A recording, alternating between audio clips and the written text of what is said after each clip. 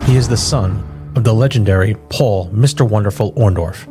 Now he comes straight out of Jersey to tell his story. Mr. Wonderful. Joe Zapata welcomes Travis Orndorff.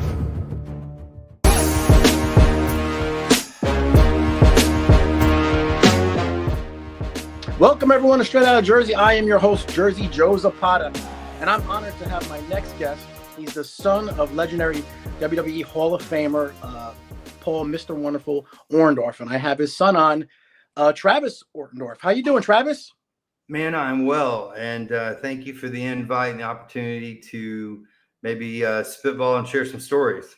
Yes, we have a guardian angel on our shoulder because I have my original 1985 Paul Orndorff action figure I played when I was a child. So I still have this. It's funny. The front of his hair always rubs off. And yes. Like that, you always see like the little indentions. Mine rubbed all the way off. I'll tell you a quick story about that wrestling figure. When you meet these people in person, and I always tell people, like, people are like, what were they like? And I'm like, naked and sweaty and in a dressing room. I didn't see them doing stuff in the ring. I saw them playing cards and, packing their bags and wearing their underwear inside out because they didn't bring enough. So no means did they appear to be anything other than human in my life, right? But when I had the wrestling figures, and I had them all growing up, right? I got them like 1 year that they had come out, but I don't recall ever playing with them. My friends did, right? But move forward, I would have been 15 years. My oldest son is he might have been a year and a half, probably a year and a half. But a friend of mine had come over, and we were headed out to play golf or something. I don't remember exactly. But I walked in, and my son was taking a bath. So I kissed my wife and I kissed my son. And then all of a sudden I hear Papa, and my son picked up that wrestling figure and like dunked it into the water. And as we're walking to the car, nothing's resonating with me. My friend looks at me, he goes, how surreal is it that your son is playing with your dad's doll? And like it wasn't, having the doll around was so normal to me, but being able to see it through that lens was quite unique. And then later in life, obviously my kids are in their 20s now, but getting to experience this version of my father, I did not truly know existed. Growing up, he just wasn't home. And I always tell people he might have not been there, but he was present, right? Like I remember he would fly in on a Thursday, and he would take me out of school Friday. I'd spend the entire day with him. So I think I had a more intimate relationship with my father than most people do when their father's there every day. Very grateful for that. I was going to ask you, like, how tough is that as being his son? He's entertaining all these other kids every day, but his own son, he's not with. Is that hard? Was that hard growing up doing that? So here's the thing is that's not the way I saw it. I didn't see it. And to be honest, what I was going to finish with there is it wasn't until he passed where, complete grief, trauma, into the world. Like, who do you lean on when your rock isn't around, right? I didn't know, like I did not even know consciously how much of a foundation in my life my father was for me until he wasn't there. And then who am I when I'm not Mr. Wonderful's son anymore, right? So as a child, that was his job. Like I wasn't a fan of wrestling, so I didn't have those feelings of excitement and joy that I saw that people have about my dad because I never saw him wrestle. And if I did, for those moments I did, it was just like, that's what he does. It wasn't a big deal. So after he passed, it's funny how there's two things that I know about life. It is there's always going to be struggle, and it eventually ends, right? Yep. And so I have come and am completely at peace that my father lived a very good life and gave it all he had, right? He that life is commendable. But it wasn't until he died and we started the, Instagram and Facebook and social media pages that I got these stories back at me about how he had an impact on these people's lives. And so I've said this, my father passing gave me so many gifts. One of them was the respect and adoration of his fans. And second, it gave my childhood purpose, because all those times that he wasn't there, that sacrifice wasn't in vain. He was out like I've heard stories about people drawing lines down their arms to look vascular like my dad did. And these guys now are jacked, right? They're like, I'm in the gym because still one of the most beautiful stories was at the beginning after my dad passed. These guys had seen my dad. They'd wait around, couldn't afford tickets, which by the way were like $10 back then, right? They couldn't afford tickets, but they stayed there for hours to get autographs. So they'd been at the stadium. It's cold outside. They see my dad run out or, come out with a towel, and they run up to him to get an autograph. And my dad says, no, but I'll take you for a slice of pizza. And my dad went and sat down. These two kids around 15 years old, 16 years old, sat there. And this guy's telling this back to me like weeks after my dad passed. And saying how he sat there and like the guy was like, I remember you went to private school. And I'm like, that's not something that anybody would have just regularly known, right? Not early on. I've told stories on podcasts, but he's like, he talked about you. And then he told us to respect our mom and dad. And he talked about our diet. And he talked about our workout routine. And he gave us a workout routine. And these guys like can pinpoint that moment for how they live the rest of their lives. If you have the ability and opportunity to impact one human being that way, that's a good life. And my dad did that for thousands. And if that meant I went without and now I get to understand it, then I've had a good life as well. Yep. Your dad also, though, he grew up a really tough childhood from what I understand, correct? He did. He was born in Winchester, Virginia. His dad was a butcher. His mom was not a very motherly woman. I think other family members had different experiences with her. So I never really got to meet her or know her. To be transparent, we didn't go to her funeral. So there was a lot of resentment and anger there. And I think that came from his childhood where his mom and his dad divorced when he was pretty young. But he grew up in like, the people around there were hillbillies, like true to form, not like, just a name. And so they ended up moving to Florida. They were very poor. He grew up in a trailer park with his dad next to his stepmom, or his stepdad and his mom in the trailer, like right there near there. And, from a very young age, like I want to say 8-10 years old, like no joke, trading shoes out with his brother kind of thing, and working at a chicken coop for money, even through those years. And so he found the gym early on, and was mentored by a few guys at the gym who saw his natural athletic ability, and he used that to springboard into the rest of his life. Wow. Now, I know he was a tremendous athlete because he played in the NFL, which most people don't know, but I also know he was tremendous in track and field, I believe, correct? Yeah. So he had multiple state titles. He had a couple of records, and this is the state of Florida where track and field is your football seasoning, right? Like that's what you do in the off season, or you're so good at it you stick with it. But I believe he had a record in the broad jump, and it got broken eventually, but it was like 40 years later. And so he was a tremendous track and field athlete. He got drafted in the NFL. He did not like the hazing.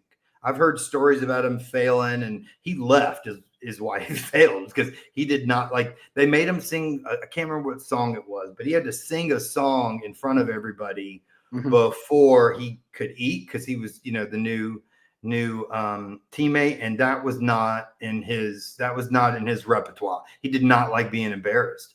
So he did leave after that, but he was if you go back and watch his matches in the late 70s, and he is nimble. I mean, that's one white man that could jump, right? Like he had some ups, and he has feats of strength in there, like where he picks himself up. He's hanging onto the third rope, outside, and he flips himself back in by doing a pull up and bringing his body over. He was in fact, I'll tell you, my mentor, Hugh Kirby, when we were at the funeral, pulled me aside and was, sharing a few stories. And, Lee Haney, right? Mr. Olympia, multiple. Lee Haney and my dad worked out a few times, and they were connected because of Hugh. And when Lee met my dad, he said, "You need to kiss your mother because you were born with something that I've rarely, if ever, seen." So there's people, Arnold Schwarzenegger in the early days, there were people that looked to him and said, you can do this, right? Like bodybuilding or different things. So he was well respected amongst a wide range of athletic performance measured events, whether that be he could do bodybuilding or he was a track and field. He played football, and ironically, his best sport was baseball. But one last thing, like in college, he decided one day he was going to row, and they ended up winning like the Division II championship for that. Like he could just go do something with his body and just be wonderful at it, right? He was a freak. He was a freak of nature.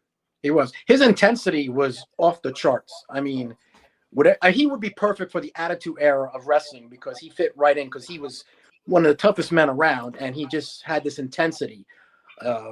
One of the things I wanted to mentored those guys. What? He mentored those guys. Like I remember sitting in the car with Steve Austin before he left to go to WWF. And Dad encouraged him to go. And I think and I've heard Arn Anderson speak. I've heard Steve Austin speak, and multiple others that have said things to me directly.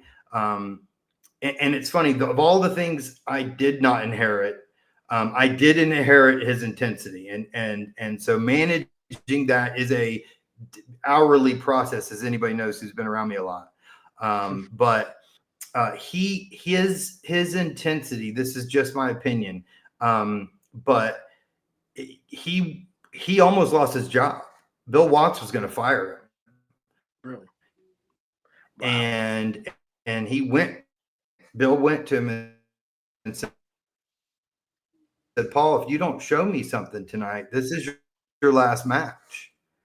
And so for him was some of the insecurities. He wasn't, Dad, if you watch his early WWF promos, he kept his back to the camera, and everybody thought that was arrogance. And I'm like, oh, I don't think that. I think he was camera shy.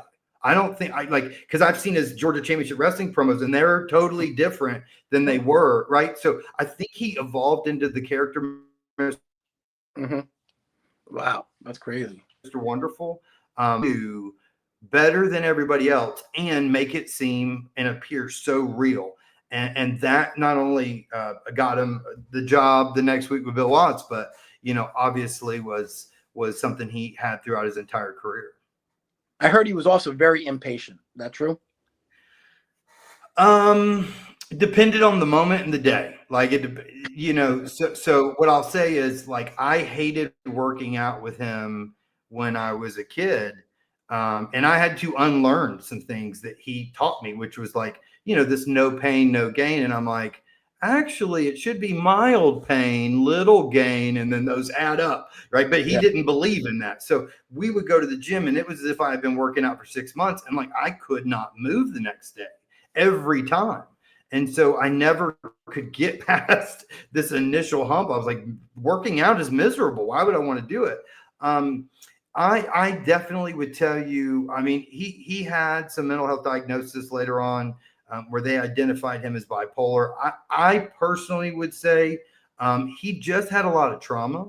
While he did go to college, I don't know that he went to class. And so there was some unresolved things in his life. And What I would say is, in my entire life, my experience, I saw him be impatient, but I also saw him being very tender, kind, and patient. I saw him raise my nephew and take him to the woods and teach him how to hunt. You know, so he was definitely somebody that had a temper, he could that fuse could light very quickly, but he could go to the other extreme and be the most tender person you've ever been around. So I think, like all of us, we have that Dr. Jekyll, Mr. Hyde, where he used that intensity and that impatience to allow him to play the persona of Mr. Wonderful, right? Because Mr. Wonderful was arrogant and impatient, which was part of his personality. But he was also extremely loving and tender, which is what you saw from him with fans when the camera wasn't on, while still trying to stay in character. Yes, and I've seen that before. As I said, I met him twice in my life. Your dad, obviously, WrestleMania 1 starts it off. Him and Roddy Piper versus Hogan and Mr. T. Some of my friends asked me, was it true? Because Hulk Hogan said Roddy Piper and your father did not get along with Mr. T, didn't like him because he wasn't a wrestler. Is that 100%? True? By the way, that was an ingenious move. Like, you made it mainstream by bringing this guy who had credibility across the country for the A-Team and Sylvester Stallone, Rocky 3. And like, there was all facets to Mr. T that you had to respect where he's come from and what he did. Correct. But Dad was a backroom brawler. Like, Dad had, barefoot knuckle fighting when he was 18, 19, 20. So the toughness that Mr. T, was known for, with all due respect to him, in comparison, was kindergarten, right? And week to week, 350 days a year. And this guy walks in main events. That was like spitting on their on the dues they paid. And so they didn't feel like he earned it. And that was something that was, I think in today's day and age of wrestling, and I'm not taking anything away from it, because they're phenomenal athletes. But what you had to do to get in wrestling back then, and what you have to do today, like, I mean, I talk to people all the time. They're like, man, well, I got in the business, and I'm like, I've never heard of you. Where you come from? And they're talking about an independent show, right? Like, that didn't exist. You had territories, and like nobody would have gone and see an independent show back then. Like, they were hooked on their group of people. So with all due respect to the people that have entered into independent wrestling, and that is its own animal, and I love it. I love what people do, but we're talking about two different businesses. Like, you might have gone into wrestling, but you didn't hit the streets like my father and Roddy and even Terry did. Like, those guys were making $50 a night. Like, it wasn't like they were, there was no main event. It wasn't like, people forget, like, it was called the WWF, but at the end of the day, that was the New York territory. And Vince made a exceptional bet on closed circuit television, now known as pay-per-view, and it paid off in the billions. Yeah. Your dad was obviously very tough and everything. There's a big fight, obviously, between him and Leon White, who played Big Man Vader. I know the fight. Everyone tells that your dad beat the hell out of him. Did they make up later on in life? I don't know if they did. I'm so glad you asked, because everybody wants my opinion about what happened. Now, what I will tell you is two things. One, I believe my dad. But there could be 10 wrestlers in a room, and there's always going to be 1,000 stories from those 10 people. It's by far the worst and most dramatic industry of everybody's got a different story, and they saw the exact same thing. Like, they would be the worst police lineup ever, right? Like, but that's because usually they're in the police lineup. So what I will say is, I do believe that Dad caught him with a good punch. I believe it was stopped. I do know Dad was kicking him. What I will say is, years later, and this is prior to answer your question, we sat in my room, and this is why he still was, Dad's CT had not deteriorated to the point where he couldn't remember anything. And we sat there and watched some of his promos he hadn't seen in 30 years, including the one at the gym. And I remember him crying and going, I can't believe I said that to that woman. And then he started to tell me, he's like, I pulled her aside before we got started and she said to go for it. And so like, I got that little snippet of what everybody says. Oh, I love the promo. I'm like, yeah, but that broke my dad's heart to watch it later. And so he was not, I think during his 40s and 30s, 40s, 50s, 20s, like he was a proud fighter. He was not proud of that happening with Leon. And in fact, I do know for a fact, because I was there, he was scared he was going to lose his job because of what happened. So everybody thinking Eric Bischoff set it up, I disagree, because otherwise my dad wouldn't have been concerned about his employment. And Eric actually has said that, if I'm not mistaken. Yeah. But they did meet shortly after that. I think it was 2015 or 16. And I'm probably going to get wrong, but I want to say it was in North Carolina at a convention. And they 100% hugged it out and actually went out on stage together. And so for me, I have to believe my dad's story, but I also believe Leon's story. I think they can both be true, just from different perspectives. Now, I also heard that your dad, if I'm not mistaken, was offered a role in Rambo. Is that right? We actually posted that today. I saw that. I saw an interview about it. Is that true? Yeah. So yes. And I know these are the parts of the story I know, because obviously some of this I got to ask later on, and because there were things he couldn't tell me that, happened. I had moved to LA, or went to LA to pursue acting. And before I went, he dropped some truth on me to help me understand what I was walking into. And he was right. And he didn't exaggerate. In fact, he might've underplayed it. But he was flown out to California. I know he met with Bridget Nielsen. I think that's her name. Stallone's wife at the time.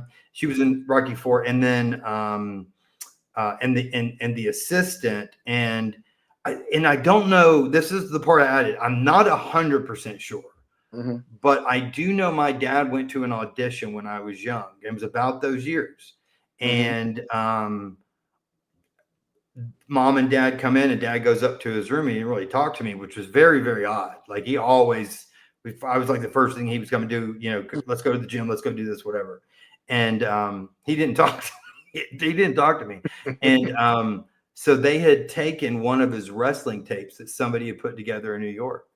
And when they got there and put it in, I had recorded over it with Ferris Bueller's Day Off. So when they put the tape in for this audition, up comes Matthew Broderick. So anyway, but yes, it was true. He was flown out there. Vince would not give him the time off. Vince wouldn't acknowledge the time off. In fact, somebody asked, how was Jesse Ventura in Predator? And if I'm not mistaken, Jesse Ventura quit to do that role. So, to give you an idea, dad didn't feel like he had that level of security. I think there was, again, I go back to, he grew up very poor. He was never, I don't know that he ever wrote a check in his entire life. So he relied a lot on my mom for all those things. So I just don't think he had that level of security of his ability to be successful outside of wrestling, that he was willing to take that gamble. And if I'm not mistaken, during that conversation, Vince made the comment, Paul, we'll make it child friendly. Paul, don't screw me over and you'll have a job the rest of your life. And so all those things going on. Ultimately, he was supposed to play the Russian that Stallone got in a fight with at the end, when he was chained to the bed. And then there was talk of him going in as Ivan Drago in Rocky IV. Wow. So that was also on the table. Wow, that would be great. Yeah. So dad had those opportunities. He had done some commercials and things like that. And I remember him getting scripts to the house, and he worked with a, dialect coach. And, dad was, what I'll say is, my father was not book smart. Like that wasn't his thing. But when it came to his body, and what it could do, what was best for it, like he was talking about grounding, which everybody knows, going outside without shoes on. He was talking about that when I was like 5 years old. I'm like, he would say, do these things every day and it'll make you feel better. If you feel bad, go in the sun. Like all these things that everybody's talking about with health span and longevity. I'm like, I grew up with that. That was how my dad lived his life. Like he knew his body the way a mechanic knows an auto racing vehicle. Like they know everything about it. And so what I would say is he was a great hunter. He had instincts. And he had a physicality, but it was like he spoke with his body. And I think his work reflects that. I don't think that's a big stretch. No, I mean, he showed off his body all the time, right? He always wore no shirt, right? Dude, I actually didn't find out that was inappropriate until recently, because my ex used to call me Florida trash because I would go anywhere without a shirt on. And so my dad would be behind the dugout, like when I played baseball and I was a catcher. He would behind the dugout in the back of his pickup truck. He would bring one of our like swimming pool lawn chairs and would put it in the back of the bed of the truck, and he would tan while he was watching my game. And so like when I would walk outside, he would always say, "Take your shirt off, get the sun. It's good for you." Blah blah blah. So this is real quick, but. I've always done that. Like I have done that. Like anywhere I am and I have the opportunity to take my shirt off. So I went to the park. Went to the, where did I go? Oh, I was outside and I was walking my dog, and this lady who I knew comes up. "Are you being serious? Like, what are you talking about?" She goes, "I never see you with a shirt on." And so I mentioned this to my child, and my child goes, "Yeah, Dad, do you not remember the soccer game?" And I'm like, "What are you talking about?" So we were out there on the sidelines of my youngest playing soccer, and it was, 100 degrees out. And so I'm sitting in the chair from my house without my shirt on. And the one of the girls looks over and goes, "Is your dad naked?" And my child goes, "Yeah, this is what he does. Like this is par for the course." And I was like, "Well, why was that a big deal?" And my child looks at me and goes, "Because it was a church soccer league." And I was like, "Yeah, that was a good point. It probably wasn't the best decision, was." But yeah, like we like, there's so many things. I wear sandals year round. Like there's these little things that you just grow up doing. Like we never wore shirts. And one last one. We went to this really small church when I was a kid, and they were extremely legalistic. Like women can't wear pants, men can't wear shorts, like just very like, the King James Version is the only Bible, like very, very like rule following, right? Which is the opposite of my household, right? Like we are the complete opposite. So I remember going, "Dad, you're in tights on television. Like, how am I supposed to reconcile that?" And ironically, all those people that had all those rules, huge fans of wrestling. I'm like, okay, one of y'all is a hypocrite, and I'm not sure who it is right now. But my pastor came over, and like I answered the door in a pair of boxers, and that was it. Like that was just how we did it, man. I became aware that not everybody takes their shirt off at every. In fact, I was at the park last year. And I like looked around. I was like, okay, it's safe. And I took my shirt off because I was like, I don't want to be, like I'm trying to be, a little more cognizant and respectful of my surroundings. Though at the end of the day, I'm probably going to take it off. Well, you look like you're in shape. Like you work out and stuff, I spend my time at the gym when I can, and usually a few days a week. And I do hit the sauna, tan in bed in the winter, by the pool in the summer. A little bit just to keep some sun on my face. And but I will tell you, I grew up with a father that taught me how to take care of my body. And more importantly, he stressed the rules of diet. And so you very rarely, if ever, will find me eat anything that's processed.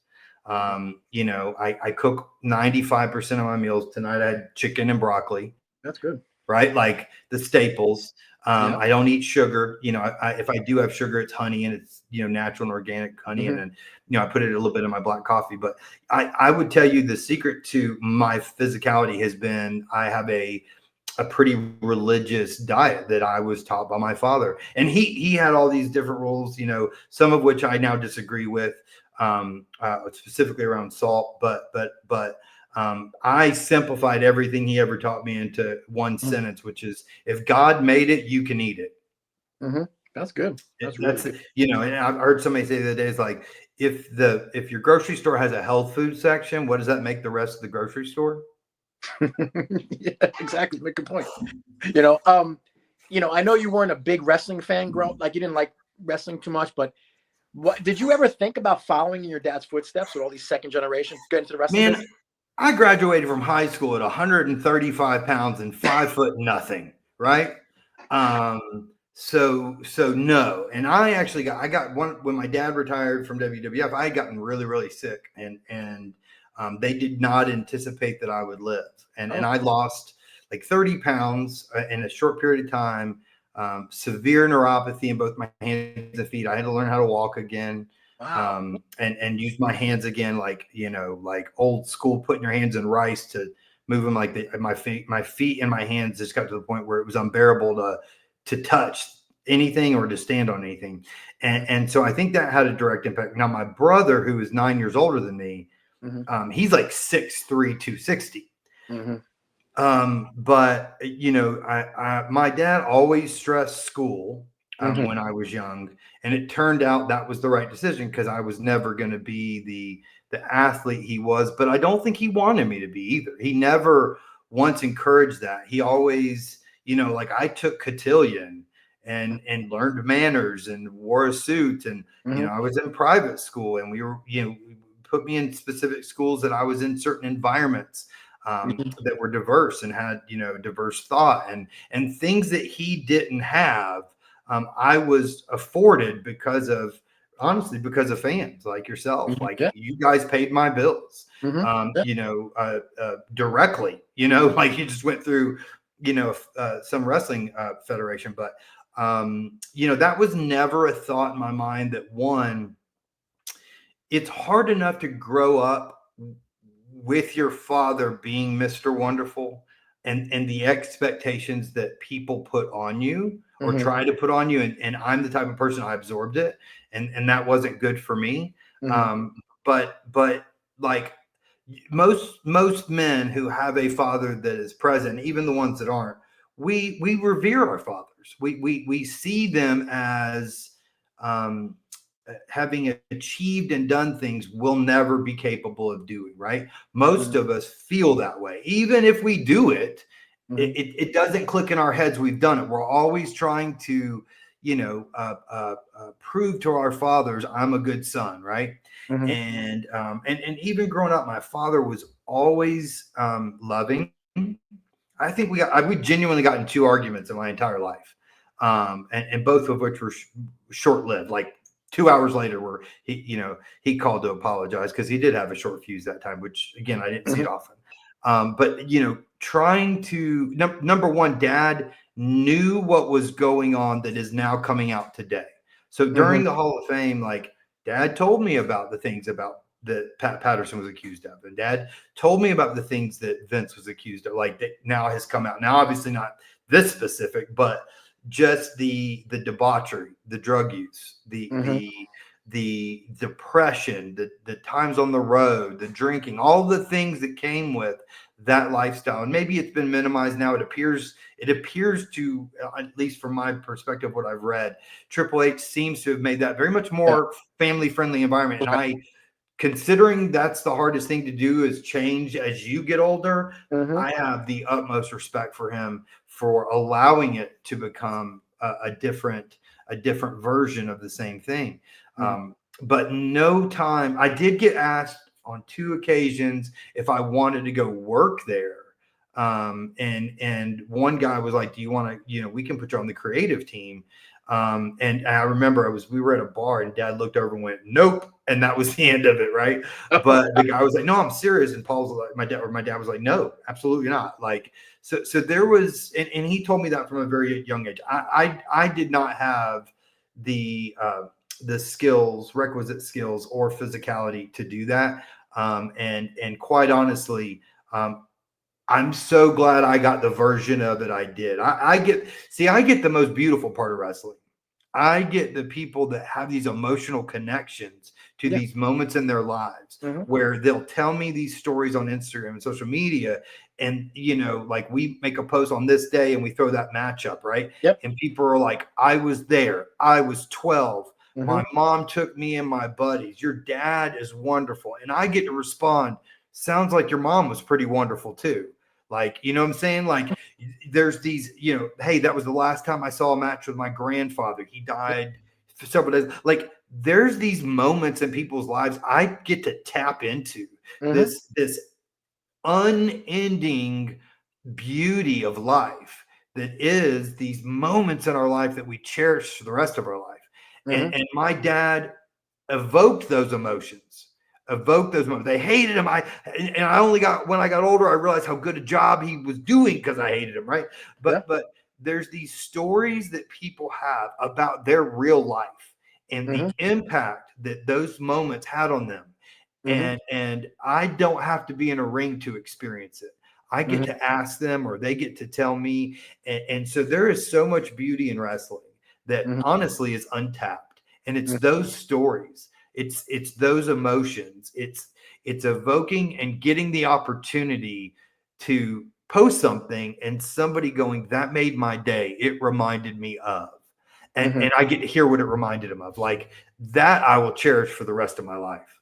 How did you know as a child, like, you're always with your dad, you're going to get wrestling fans come up to your dad, you got to play that role. He's got to be Mr. Wonderful. Did you know, what kayfabe or not? Oh God, yes. Okay. So just know the word kayfabe meant something different in my house. It meant if he said kayfabe, it meant shut the hell up. And because it would be moments where I always tell people, like, adults did not have boundaries. They would ask me questions and I would be very, very young. Like, some of my first memories are getting asked and pulled, and Dad would try to keep me close to him. But, somebody might go get an autograph and then pull over and go, "Is it real?" And things like that. And I would hear kayfabe, and that meant shut up and come over here. So yes, it was something that here's what I would say about it. To me, I was taught that the game was afoot, right? Like, we were in the game always. Like, I was told not to go to school and tell the truth. Like, I was told to tell people it was real. So as we were kind of talking about before we started recording, like, growing up with kayfabe was easily the most difficult thing for me to undo, because I was taught to lie about what was going on in my life, right? That's tough. So my brother got in trouble, and I wasn't supposed to talk about that. And you hear families like, just keep it in the family. Well, that's impossible when everything's on the freaking news. Like, I remember one time my brother got in trouble and I was at work, and I had an office at a building. And so the woman that managed the building, but we didn't work together. She finally comes over and she goes, "Hey, did you get in some kind of trouble?" And I'm like, "Huh?" She's like, "You've had like 3 customers come in and want to check on you, and they were worried about you." And I'm like, "What?" And then, like, my phone blows up and it's like text messages. And I'm like, "Oh, what happened?" And they had posted on ABC News, "Orndorff's son goes on high-speed chase through Fayette and Coweta County." I'm like, "Oh my Lord." Like, like, what I would say is, there were things in my life that I did not talk to counselors about until I was in my late 30s. And there was this, like, revelation for myself that I had to go back and listen to myself tell stories and make sure they were true, because I didn't know which version, like, and most of them were true, mostly true, or and they got a little dramatized, or I left out this piece. At the end of the day, those were not honest stories, and I've revisited all of them, and I'll either say I think, or I'm not as adamant about what I know happened, because some of it is blurry, and some of it, I'm 46 years old, like stuff happens, right? But it was the most difficult thing. I remember I lost a group of friends when I was like 19 because they were like, Travis, you're just not honest. And I'm like, what are y'all talking about? And I truly didn't understand. And it's that they knew what was going on, and I wasn't willing to admit it in those settings.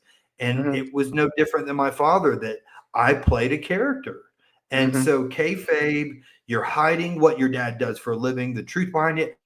And it's not like, let's say a dad embezzles money from the bank and the kids don't know about it. Well, we were lying, and I knew, like, I was in conflict. Wow. And I remember being in conflict as a child about, but Mom, I just want to tell the truth. Like, why can't I tell the truth? And so that was very, like, every family member probably had a different experience that grew up with wrestling. And the thing I always bring up is, and I'm friends with some of the wrestlers' kids, most of them could avoid it. Like, if your last name's Smith, like Georgia, Davy Boy. Yeah, Dave Boy. There's enough Smiths in the world that if you want to disappear at a restaurant, you can. Now, if your dad's with you, that's different. But like, if we went to a restaurant and we said Orndorff, it would all Orndorff, like, to the point I would walk into a room, say my name, and go, yes, he's my dad, and walk off. So like, because and what was funny, I had a very close friend of mine that, he helped me realize, like, Travis, you have two identities, just like you talk about your dad having. And he was right. Like, I would become Mr. Wonderful Son because I thought you wanted him, and he was happy and joyous, and life was good, and he loved his daddy. And then there was Travis, who was miserable and depressed and lonely. And so it wasn't till I reconciled that I found peace in my own life to live.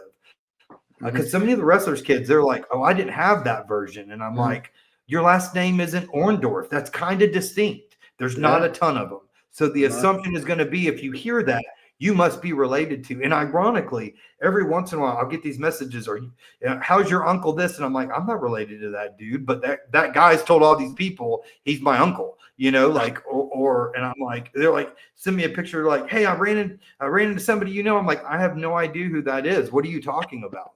So people with the last name Orndorff will pretend they are my dad's family member. And of course, I didn't know that until much later in life. Now, because of your last name, who you are, and your dad, did he kind of, let's say you said the speeding chase with your brother, was he able to get you out of trouble? Because, you're your dad, he's an icon, so you'd think he'd be able to. I never got in trouble. Like, not because I didn't do it, I just never got caught, right? But I will tell you, I was 16 years old, and my friend was moving from one house to the other. And so my dad is Paul Parlett Orndorff Jr. My brother is the third.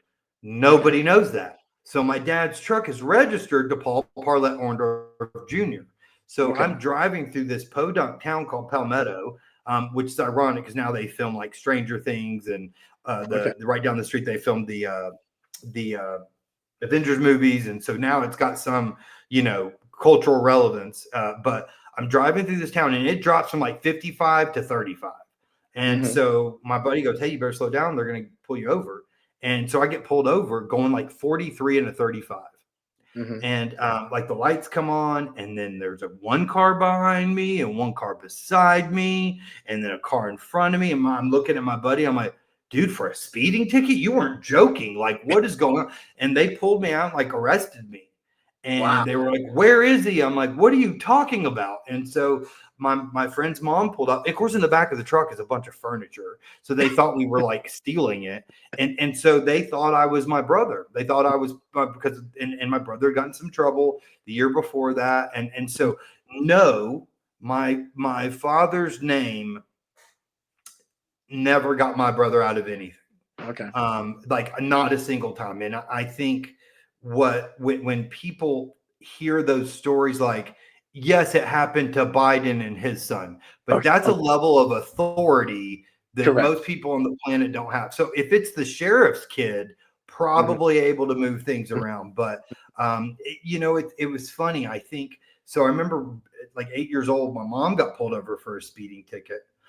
And by the way, I got a speeding ticket, but I did have to pay a fine for going to court. My dad got me out of it. My dad did get me out of it now that you say that. But only because like, how'd you, because he brought up how, anyway. So technically, kind of, sort of, the judge let me off. As an 8-year-old, we were driving, and my mom drove like a bat out of hell. Like the kids would jump into the grass dramatically when she pulled down the street because she drove so fast. And so it looked like the Dukes of Hazzard when she came to our driveway. And so she got pulled over for speeding and gave the driver's license. And he said, "Miss Orndorff, I'm gonna let you off with a warning." And I started crying. And I think I was 8 or 9 years old. I was young. And my mom was like, "Why are you so upset?" And I was like, "I just want people to treat us equally. I don't want to be taken care of because of who my dad is." And so that was something that of course, my mom's sitting there agreeing with me when she's like, "Whew, I didn't get a ticket," but yeah, like that there was a lot of turmoil in that world.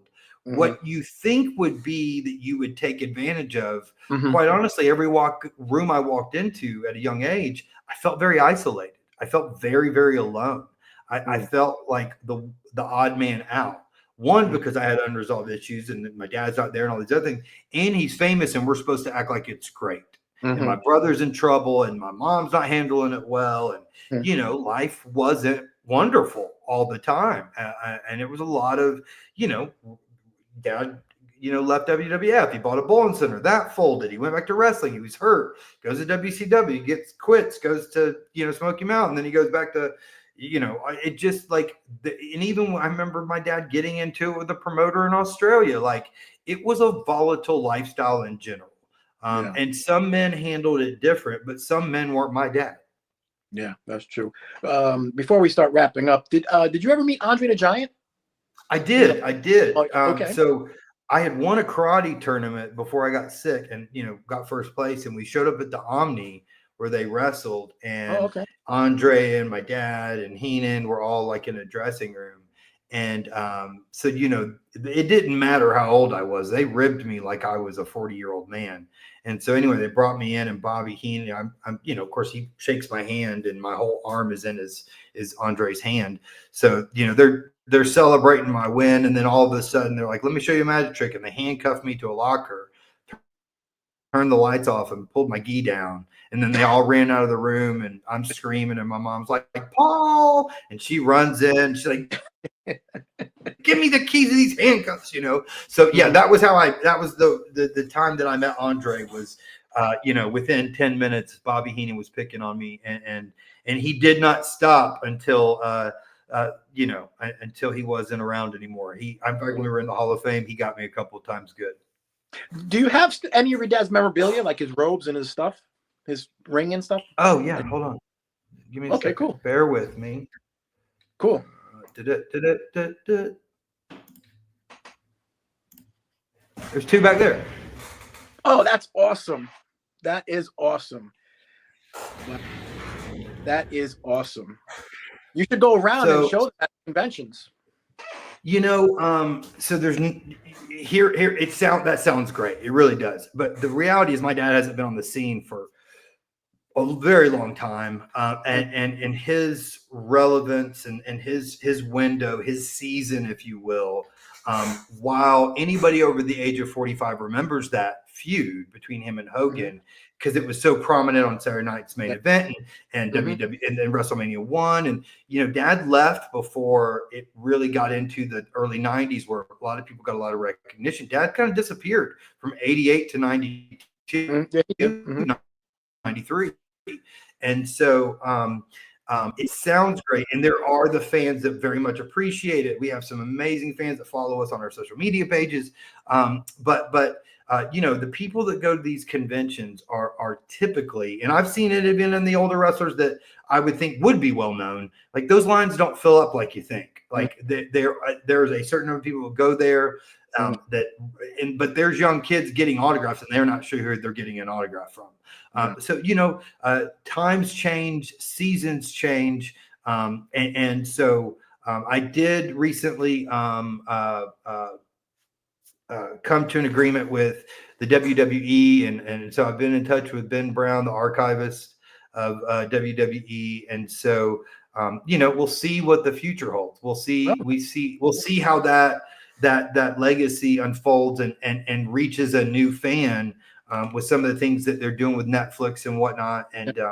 And so I was so honored. In fact, it was really emotional because it was excuse me, it would have been his 75th birthday, right? So that morning, I had written a post about that day like 2 weeks in advance because I knew I'd be a wreck that morning. And that stuff just comes to me real quick. I've always been a pretty good writer. And so that day I sent it to Tyler to post it. And I had made a small edit or something. And so I'm sitting here, and at the time I was working for volunteering for a nonprofit, helping people that are struggling with addiction and mental health get into facilities. And so I'm sitting there and I'm doing that, and my phone rings or text, phone goes off, and I look down and it says, "Hey, this is Ben Brown with WWE. Do you have time for a call later?" And I remember losing it, right? And I text Tyler. I was like, "Dude, I think we just got the call." Which, for the record, I reached out to them after my father passed because I'm the executive of the estate, and I was trying to find out was there any type of agreement, and they had decided to move on.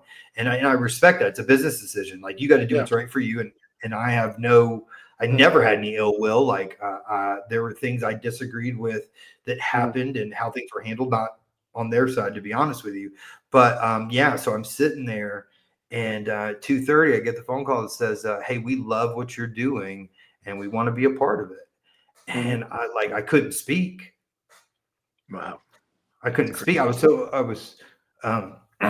overcome with gratitude. I genuinely, it was as if if my father and God just kind of winked at me in that moment. Hey, we see what you're doing, right? And so I'm on the phone, and Ben's like, "You there?" I'm like, "Dude, I'm so overwhelmed right now, and I'm so honored because this wasn't something I expected or needed, but it was definitely a dream." And so I said, "Did you know it's his 75th birthday?" And he goes, "Are you being for real?" And I'm like, "Yes." I'm like, you called me on that day. By the way, I saw the phone number and immediately Googled the zip code to make sure it was Connecticut, and it was. So I was like, "This is a scam," So, but it was, again, there's so much beauty that can be captured from professional wrestling when looked at through the right lens. Yep. As we wrap up, I just want to touch base. July 12th, 2021, your father passes away. And even for me, seeing that, it was really tough because he's part of my childhood. Your dad was part of my childhood. And so when that happened, it's like, wow, that even affected me. What was the last moments with your dad? And do you remember what he said to you? So he was not speaking at that point and had not for weeks. Okay. The condition I found him in the hospital, where he had been basically abandoned, and I'm not people think as you're a kid you can just walk in and get him out of the hospital. That's not the case. You have to be a certain person to have the right paperwork. So I saw that demise happen very, very quickly. But he didn't speak. But I will tell you this, and God's honest truth. The hospice came in and they said, "Hey, we can take him and give him the medication until he passes." And I was like, "Absolutely not. If anybody's going to do it, it's me." And I thought, it would, I'm tough. I can handle it. But the reality was I just didn't want anybody to take care of my father other than me. I didn't trust anybody. And certainly at that point.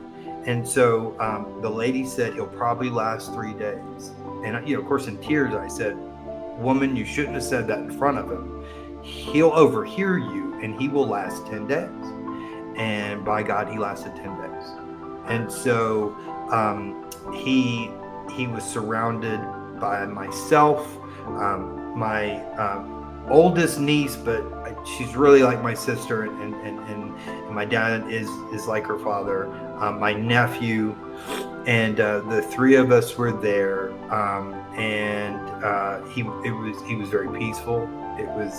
We had these moments with eye contact, and he was very he wasn't verbal, but he was able to use his body to communicate in those last few days before they started giving him medicine for the pain.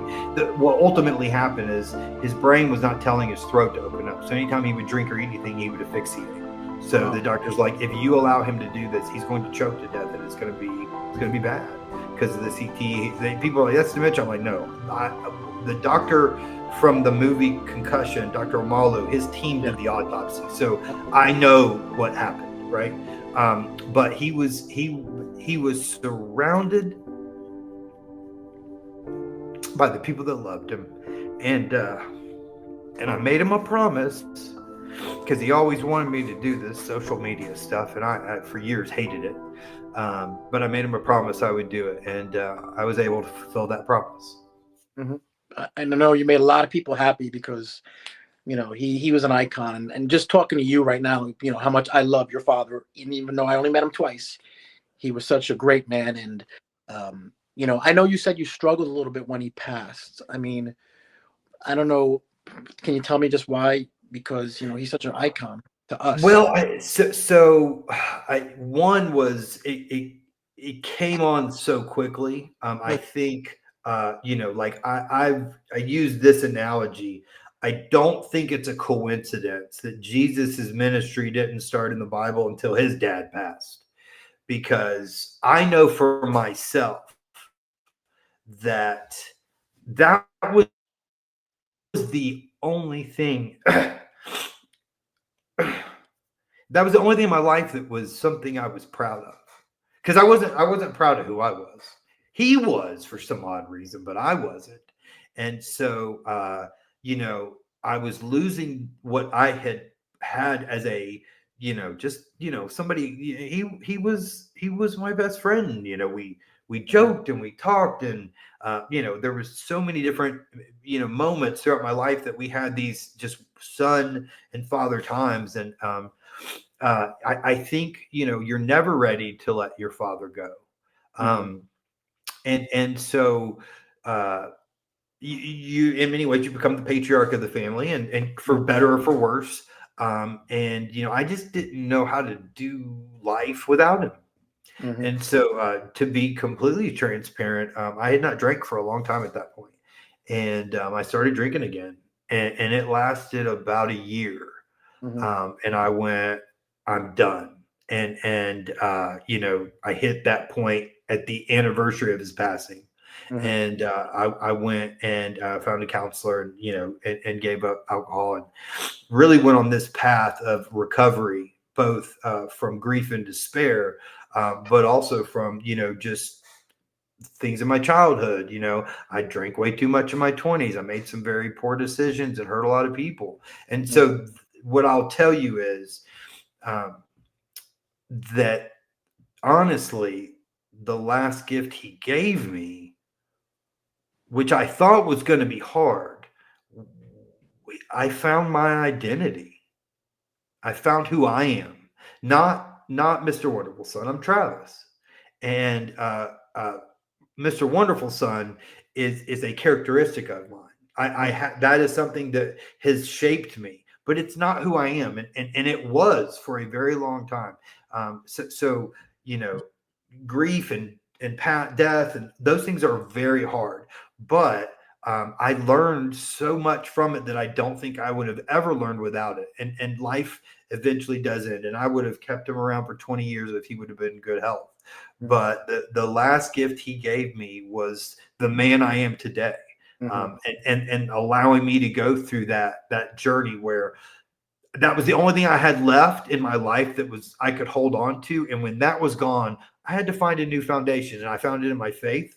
I found it in service. I found it in recovery, and in complete sobriety. And so, all these years later, all those lessons, all those things that transpired have become have become of service to other people, because I can tell them what it looks like to be in hell. I can tell you what it looks like to feel in hell. And I have an obligation and responsibility to use those things to help drag somebody else out. Wow. Well, I could tell you your dad's legacy is going to live on forever, and he'd be really proud of who you are today. Because he would be proud. He is proud. yes, he is. But what I'll tell you, he'd be happier that I'm proud. Yes, because that wasn't always the case. Yeah, I mean, you do a great job keeping everything going, and we appreciate you, the fans. We appreciate you so much. I love you guys. Listen, y'all, if not like when life went on and all that stuff, it was fans that reached out to me and checked in on me. And if I don't know what I would have done without them. Like, I really don't. Like, and these are tears of joy, actually. I have some really good relationships with fans that have stood the test of time. Tyler Elenick, who runs the social media page, like, he's like a brother. Like, I have forged relationships that will last the rest of my life through this journey. And I'm so grateful. I feel so blessed, and I'm so glad that when given the opportunity, we were able to do the right thing and bless just one person. That was always the goal. Bless one person. And we've been fortunate to bless thousands, but in return, we've been blessed beyond measure. Well, you have a friend with me. I love you for doing this. Your dad is always, he was an icon to me. So thank you. We love you so much. Merry Christmas if I don't talk to you. And let's touch base later, okay? Merry Christmas, Joe. Thank you, buddy. God bless. Love you, brother.